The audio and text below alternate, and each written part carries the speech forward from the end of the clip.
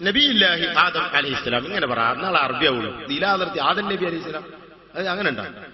ഇലാതിർത്തി ഇവിടെ മറവട്ട പാപ്പ, ഇലാതിർത്തി അവിടെ മറവട്ട പാപ്പ. ഇതിന് ഇലാതിർത്തിയുടെ പെൺകുട്ടിയെ അറബി അറിയില്ല തരീഖത്തേർക്ക്. അറബി അറിയില്ലെങ്കിൽ ഖുർആൻ അറിയില്ല, ഖുർആൻ അറിയില്ലെങ്കിൽ അത്ര അറിയില്ല ഹദീസ്. രണ്ടും അറിയില്ല, ഒരു ചുക്കും അറിയില്ല, ഒരു ഇൽമും ഇല്ല. ഇൽമു അറിവില്ല എന്നും അറിവില്ല. ഇപ്പത്തെ ത്വരീഖത്തിൽപ്പെട്ട കൊമ്പന്മാരാണ് ഞാൻ പറയുന്നത്. ഒരു ചുക്കും അറിയില്ല അബിയന്മാരെ. ഒരു ഇബാറത്ത് ശരിക്കും ഹല്ല് ചെയ്യാൻ അവർക്ക് കഴിയില്ല. ത്വരീഖിന്റെ കിതാബുകൾ അവർക്കറിയില്ല. ത്വരീഖിന്റെ കിതാബിന്റെ എണ്ണം അവർക്കറിയില്ല. അയിമത്ത് എഴുതി വെച്ചത് മുതാല ചെയ്യാൻ അവർക്ക് ഒഴിവില്ല. അവർ നേരിട്ട് വാങ്ങുകയാണ് അല്ലാഹുവിൽ നിന്ന്. സുബ്ഹാനല്ലാഹ്, നേരിട്ട് ഇങ്ങനെ വാങ്ങിയാൽ റസൂലുള്ളാഹി തങ്ങളിൽ നിന്ന് വാങ്ങിയതല്ലാതെ ശരീഅത്താവുകയില്ല എന്ന് അയിമത്ത് മുഴുവൻ പറഞ്ഞു. നേരിട്ട് വാങ്ങിയതാണ്. നേരിട്ടൊരു ഇൽമ ഇല്ല, നേരിട്ടൊരു ഇൽമ കൊടുക്കുന്ന പരിപാടിയില്ല. വിശുദ്ധ ഖുർആനിൽ അല്ലാഹു തുറന്നു പറഞ്ഞതാണ്. അല്ലാഹു തആല റസൂലിലൂടെയാണ് കിട്ടുക, മുഹമ്മദ് നബി തങ്ങളിലൂടെ അല്ലാതെ ഒരു ഇൽമും ഈ സമൂഹത്തിന് ലഭിക്കുകയില്ല. കിട്ടിയാൽ അത് ഇൽമാവുകയുമില്ല. തരീഖത്തുകാരെന്ന് ഞാൻ പറഞ്ഞിട്ട് അലിഫ്ലാമീം എന്നുള്ള ഒരു അറിവ് ഞാൻ പറഞ്ഞ അലിഫ്ലാമീം എന്നുള്ളത് ആദ്യത്തെ വാക്കാ. പിന്നെ ദാലിക്കൽ കിതാബു ലാ റൈബ ഫീ മുതൽക്ക് സൂറത്തു നാസ് വരെയുണ്ട്. അതിന്റെ ഒക്കെ അർത്ഥം പറയാൻ പറ. അറിയില്ല. ദാലിക്കൽ കിതാബിന്റെ അർത്ഥം അറിയില്ല, ലാ റൈബ ഫീന്റെ അർത്ഥം അറിയില്ല, ലാസ്റ്റ് വരെ ഒന്നും അറിയില്ല. വിശുദ്ധ ഖുർആനിൽ മുഹ്കമായി സമൂഹം പഠിച്ചിരിക്കേണ്ട ആയത്തുകളെ സംബന്ധിച്ച് ഒരു അറിവുമില്ല. മുതശാബിഹ് എന്ന് വിശുദ്ധ ഖുർആൻ വിശേഷിപ്പിച്ച ആയത്തുകളാണ് അലിഫ് ലാം മീം പോലുള്ള ആയത്തുകൾ. അതിനെ സംബന്ധിച്ച് അയിമത്ത് പറഞ്ഞതിലേക്കൊന്നും നോട്ടമില്ല. അവർക്ക് തോന്നിയതങ്ങ് പറയും. വിശുദ്ധ ഖുർആൻ ഈ ത്വരീഖത്തുകാരെ പറ്റി പറഞ്ഞിട്ടുണ്ട്. എന്താണ് അവർക്ക് പേര് പറഞ്ഞതെന്നറിയുമോ?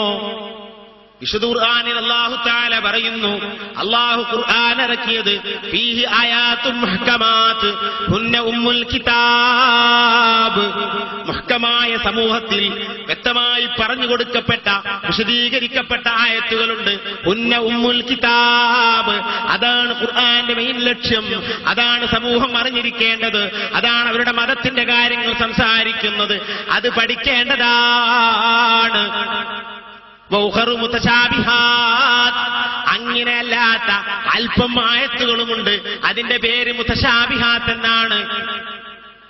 എന്നിട്ട് അല്ലാഹു തആല അങ്ങ് സംസാരിച്ചിട്ട് അല്ലാഹു പറഞ്ഞു പോയിട്ട് കുറെ അങ്ങ് പറഞ്ഞിട്ട് പറയുന്നു, അല്ലദീന ഫീ ഖുലൂബിഹിം മറദുൻ യത്തബിഊന മാ തശാബഹ മിൻഹു ഇബ്തിഗാഅൽ ഫിത്ന വഇബ്തിഗാഅ തഅ്വീലിഹി വമാ യഅലമു തഅ്വീലഹു ഇല്ലല്ലാഹ്.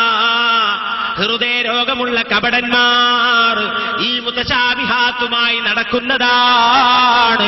അതിന്റെ യഥാർത്ഥ അർത്ഥം അല്ലാഹുവിനല്ലാതെ അറിയില്ല.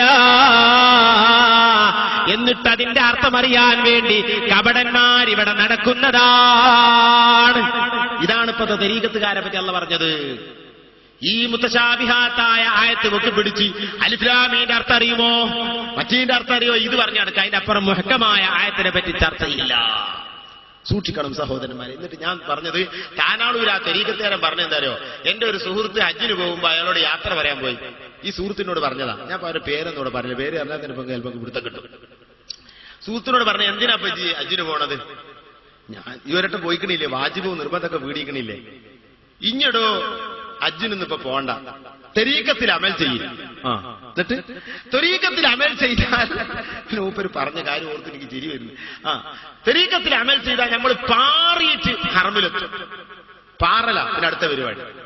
പാറിയിട്ട് മക്കത്തെത്തിയിട്ട് ഹജ്ജ് ചെയ്യാം. അതാ പരിപാടി. പാറ് ഇതാണിപ്പോ തരീഖത്തോണ്ടുള്ള ലക്ഷ്യം. സുബ്ഹാനല്ലാഹ്, തരീഖത്തിന്റെ ലക്ഷ്യം പാറലല്ല, പാറുകയാണ്. എന്നിട്ട് കേൾക്കണം, ഇവനിപ്പോ ഈ തരീഖത്തുകാരെ ഏകദേശം 4 കൊല്ലം അതിന് ചൊല്ലി പാറി. എന്നിട്ട് താനാളൊരു ജുമുഅത്ത് പള്ളിയിൽ ഒരു ദിവസം അദ്ദേഹത്തെ കാണാനില്ല. എന്നെ കാണുമ്പോ അസ്സലാമു അലൈക്കും ഒരു അടിക്കടിക്കലിനോ വരും. മൂപ്പരെ കാണാതെ അപ്പൊ ഞാൻ ചോദിച്ചറിഞ്ഞു, ഫുലാന എവിടെ? അപ്പൊ എന്നോട് ഒരാൾ പറഞ്ഞു, കാലിന്റെ മുട്ടിന് വേദന അയച്ച് സുഖമില്ലായിട്ട് ഉപ്പർ പരിഹരിക്കണം. താനാളൂർ പള്ളിക്കൊക്കെ 4 കൊല്ലം അമൽ ചെയ്തിട്ട് പാറാൻ പറ്റിയിട്ടില്ലേ മൂപ്പർക്ക്? മൂപ്പര് താനാളുകാരനാ. എന്നിട്ട് മൂപ്പർക്ക് കാലിന്റെ മുട്ട് വേദന ആയപ്പോ അവിടെ കുടുങ്ങിയിരിക്കണം, പാറിയിട്ടില്ല. ആ റോട്ടുമൊക്കെ ഒന്ന് പാറിയിട്ട് ഒന്നും കണ്ട് കളി പറമ്പ് ഒന്ന് പാറിയാ പോരേനോ. പാറാൻ കാത്തുക്കാണല്ലോ മക്കത്തുക്കും മദീനത്തുക്കും പോകാൻ.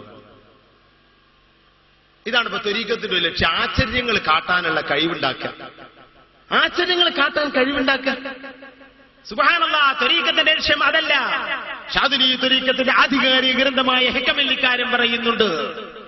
അതിന്റെ വിശദീകരണത്തിലെല്ലാം ഷാദിലി ഇതിനെ വിശദീകരിച്ച് പറയുന്നുണ്ട്. ത്വരീഖത്ത് കൊണ്ട് ഉദ്ദേശം കറാമത്തുകളല്ല, കറാമത്ത് ലക്ഷ്യം വെച്ചവന് അള്ളാഹുവിന്റെ ത്വരീഖിലല്ല. കറാമത്ത് ലക്ഷ്യം വെക്കല് അത് ഹവൻ നഫ്സാണ്, അത് ശരീര ഇച്ഛയാണ്. റസൂലുള്ളാഹിന്റെ അരികിൽ ഞങ്ങൾക്ക് പലപ്പോഴും എത്താൻ തൗഫീഖ് ചെയ്യണേ അല്ലാഹ്. റബ്ബായിന്റെ ജലാലിയത്തിന്റെ മാനിയത്ത് ബോധത്തോടുകൂടെ ഞങ്ങളെ പങ്കെടുപ്പിക്കണേ അല്ലാഹ്. പടച്ചവനെ മുസ്ദലിഫയിൽ മഹാന്മാരുമായി ബന്ധം നൽകണേ അല്ലാഹ്. ഇതിന്റെ കൂലി മുഴുവൻ റസൂലുള്ളാഹിന്റെ ഹദ്റത്തിലേക്ക് എത്തിക്കണേ അല്ലാഹ്. ഞങ്ങളിൽ ഞങ്ങളുടെ സ്ഥാപനത്തെയും റസൂലുള്ളാഹിക്ക് പരിചയമുള്ള അവിടുത്തെ മദതുള്ള സ്നേഹമുള്ള സ്ഥാപനമാക്കണേ അല്ലാഹ്. ഇവിടെ നടക്കുന്ന ദിക്ർ റസൂലുള്ളാഹിന്റെ മദതുള്ള ദിക്റാക്കണേ അല്ലാഹ്. മടവൂരിന്റെ മദതുള്ള ദിക്റാക്കണേ അല്ലാഹ്. ദിക്റിൽ പങ്കെടുക്കുന്നവരിൽ ബറക്കത്ത് ചെയ്യണേ അല്ലാഹ്. ആ ദിക്റിന്റെ ശേഷം അതിൽ ചെയ്യുന്ന ദുആകളെ നീ സ്വീകരിക്കണേ അല്ലാഹ്. അതിലേക്ക് നേർച്ച ചെയ്യുന്നത് സ്വീകരിക്കണേ അല്ലാഹ്. എന്ത് ഫലം എന്ത് ഉദ്ദേശമായിരുന്നാലും ഫലം നൽകണേ അല്ലാഹ്.